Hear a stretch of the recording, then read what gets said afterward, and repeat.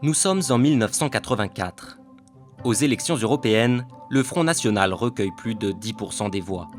Un score énorme pour Jean-Marie Le Pen, qui jusque-là peinait à séduire plus de 1% des électeurs. 2 ans plus tard, en 1986, 35 députés frontistes sont élus à l'Assemblée nationale. Mais alors qu'approche la présidentielle de 1988, Jean-Marie Le Pen est l'invité de RTL. Et voici ce qu'il déclare. Je ne dis pas que les chambres à gaz n'ont pas existé. Je n'ai pas pu moi-même en voir, je n'ai pas étudié spécialement la question, mais je crois que c'est un point de détail de l'histoire de la Deuxième Guerre mondiale. Une phrase choc qui déclenche des réactions indignées et que Le Pen lui-même commence par regretter. C'est une déclaration qui n'est absolument pas calculée, qui est faite dans le feu d'une émission de radio. C'est quelqu'un qui sait qu'il a du talent et qui, résultat, n'est pas assez prêt pour ce qu'est le niveau demandé dans une campagne présidentielle. Et il dit lui-même en sortant du studio que c'est la pire formule qu'il a eue de toute sa carrière politique, de toute sa vie politique. Jean-Marie Le Pen tente de se rattraper tant bien que mal. J'accuse le lobby de l'immigration, véritable syndicat anti-Le Pen, d'avoir organisé et conduit contre moi ce procès en sorcellerie. Mais il est trop tard. Cette phrase a mis mal à l'aise une bonne partie de son électorat potentiel.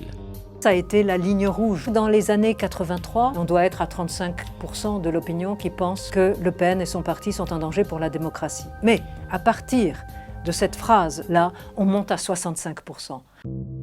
Pourtant, Jean-Marie Le Pen finit par se dire que cette polémique a peut-être du bon, car elle lui permet de dresser une barrière infranchissable entre son parti et les autres, et donc de rendre impossible la défection de ses troupes vers d'autres formations politiques.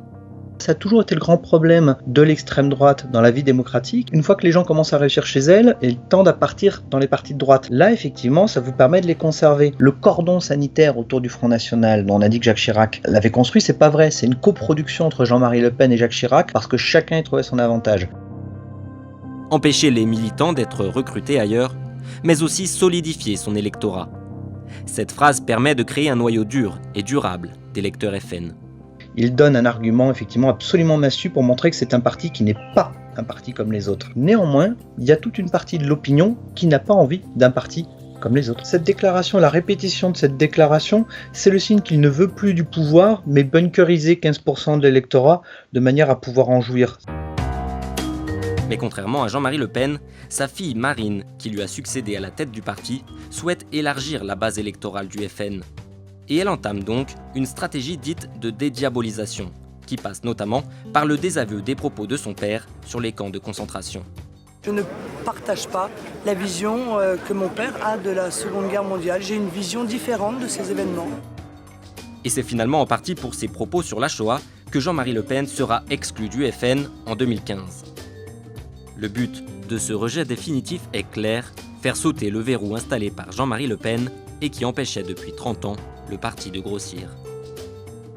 Un des marqueurs sociologiques du Front National version Marine Le Pen, c'est l'explosion du vote des Français juifs pour lui. Donc c'est bien que la question du point de détail, c'est le sparadrap de Jean-Marie Le Pen, c'est plus le sparadrap du Front National.